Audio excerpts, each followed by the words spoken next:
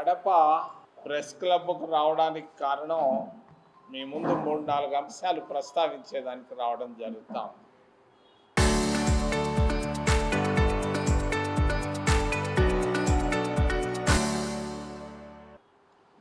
ముఖ్యంగా ఆంధ్రప్రదేశ్ రాష్ట్రం రాజకీయాలు, రెండవది దేశ రాజకీయాలు, మూడవది భారత రాజ్యాంగం, నాలుగవది కాపులు, బలిజ కాపులు. రాష్ట్రంలో 2 కుటుంబాల పాలన చాలా స్పష్టంగా కనపడతా ఉంది. ఒకటి చంద్రబాబు నాయుడు గారి కుటుంబం పరిపాలన, రెండవది మా మిత్రుడు వైఎస్ఆర్ కుటుంబ పాలన.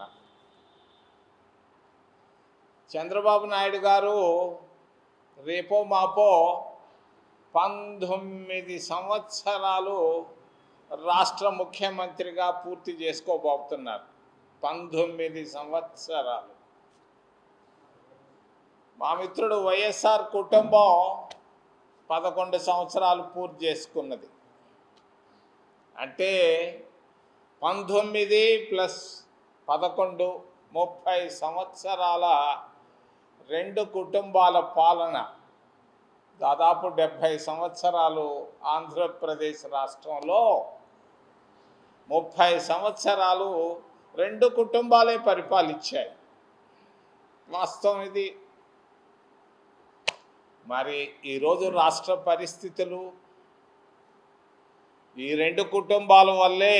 నేను వాళ్ళని ఏమి ఏలితే చూపటం లేదు, వాస్తవాలు చెప్పాలనుకునే వచ్చాను. దాదాపు 10 లక్షల కోట్ల అప్పులు ఉన్నాయి.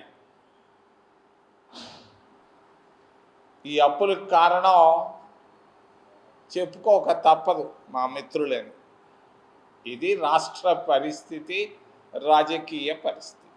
ఆంధ్రప్రదేశ్ రాష్ట్రంలో కేంద్ర ప్రభుత్వ పరిపాలన పూర్తిగా విఫలమైందని చెప్పుకోక తప్పదు. ఈరోజు 2 నాయకులు, మరి ఒకరు నరేంద్ర మోడీ గారు, ఇంకొకరు అమిత్ షా గారు, వీళ్ళిద్దరే పరిపాలిస్తున్నారు. వీళ్ళిద్దరే 12 సంవత్సరాలుగా పరిపాలించారు. ఈ 12 సంవత్సరాల పరిపాలనలో ధరలు విపరీతంగా పెరిగిపోయినాయి. ఒకప్పుడు 60 రూపాయలు ఉన్నటువంటి డీజిల్, పెట్రోల్ ఈరోజు 120 రూపాయలకు వచ్చింది. ఒకప్పుడు 370 రూపాయలు ఉన్నటువంటి గ్యాస్ 1000 రూపాయలకు వచ్చింది. 175 రూపాయలు ఉన్నటువంటి యూరియా కట్ట 1000 రూపాయలకు వచ్చింది. పాలు ధరలు పెరిగాయి, మందుల ధరలు పెరిగాయి, అన్ని ధరలు పెరిగిపోయినాయి. కానీ ఆదాయం మాత్రం తగ్గిపోయింది. ఈరోజు ప్రతి కుటుంబంలో, చిన్న మధ్యతరగతి కుటుంబాల్లో ఆర్థిక సంక్షోభం బాగా కనిపిస్తూ ఉంది. నిరుద్యోగుల్లో నిస్పృహ కనిపిస్తూ ఉంది. విద్యార్థుల్లో ఆవేదన కనిపిస్తూ ఉంది. చదివేదానికి వాళ్ళకి సరైనటువంటి వసతులు లేవు యూనివర్సిటీల్లో.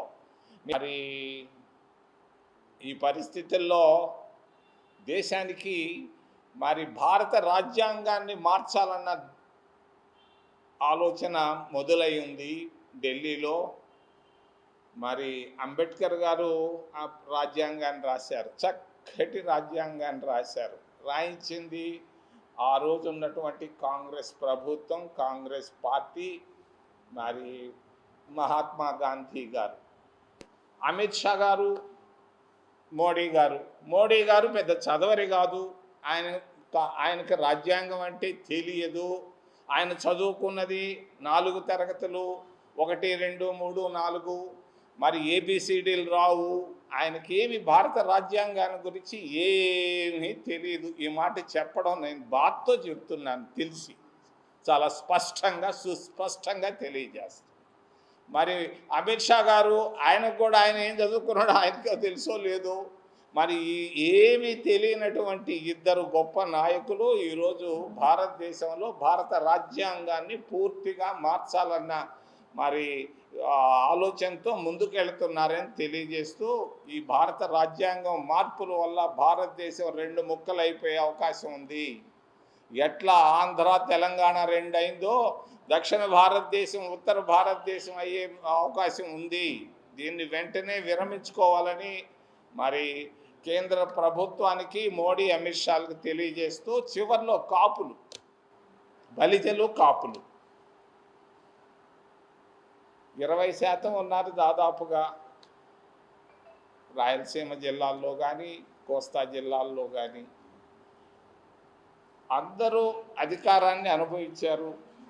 చంద్రబాబు నాయుడు గారు దాదాపుగా 19 సంవత్సరాలు, వైఎస్ కుటుంబం దాదాపుగా 11 సంవత్సరాలు అనుభవించారు. కాపులు ఈరోజు దాకా ఒక్కరోజు కూడా ముఖ్యమంత్రి కాకపోవడం గమనార్హం.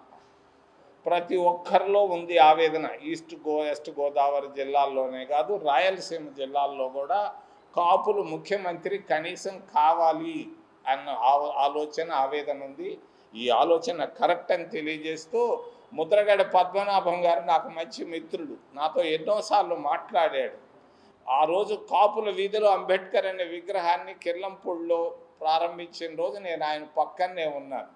ఇది తప్పనిసరిగా కాపులు ముఖ్యమంత్రి కావాలంటే తెలుగుదేశంలో కారు కాలేరు, వైసీపీలో కారు కాలేరు. ఒకే ఒక్క దగ్గర అవకాశం ఉంది, కాంగ్రెస్ పార్టీ. కాపులందరినీ, బలిజలను నేను ఆహ్వానిస్తున్నాను, కాంగ్రెస్ పార్టీలోకి రండి, మీరు ముఖ్యమంత్రులు అవుతారని తెలియజేస్తూ ఏదైనా ప్రశ్నలు ఉంటే అడగమని మిమ్మల్ని చేతులెత్తి ప్రార్థిస్తున్నాను.